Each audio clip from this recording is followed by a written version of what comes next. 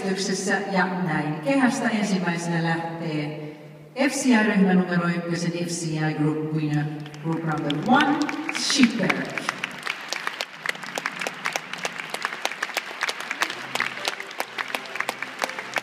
Ja sitten FCI-ryhmä numero 2 voittaja on Berlin Paimen Kolta Bernice Mountain Dog, FCI Group number 2 winner.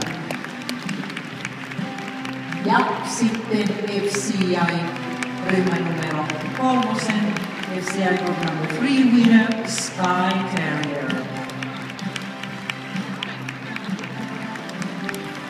Ja sitten FCI-ryhmä numero 4, FCI Group number 3, Group winner, Wirehead Standard Dachshund karkeakarvainen mäyräkoira.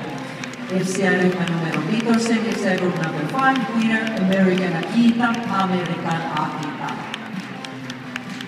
Sitten FCI-ryhmä numero 6, FCI Group number 6, Petit Passé Griffon Van de Aan. FCI-ryhmä numero 7, FCI Group winner from Group number 7, Gordon Setter, Gordonin Setter. Ja FCI-ryhmä numero 8, FCI Group winner, Group number 8, Labrador Retriever, Labradorin noutaja. Ja FCI-ryhmä numero 9, FCI Group number 9 winner, French Bulldog, Ranskan Bulldog.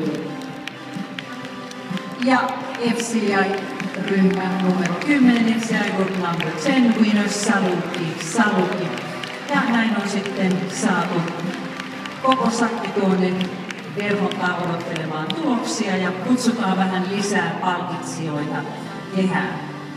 So more presenters.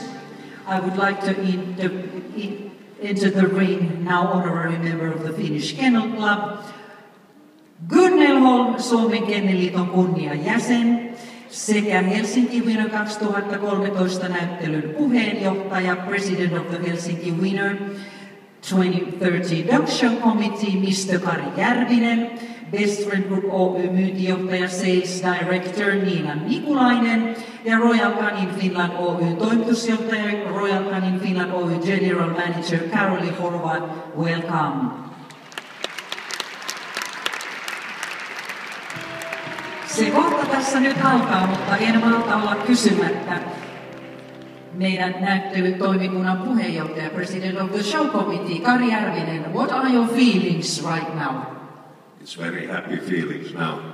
2 days behind and everything has gone so smoothly and nicely, and we have had a lot of visitors and a lot of very nice dogs and good judging, and everything is perfect, I think.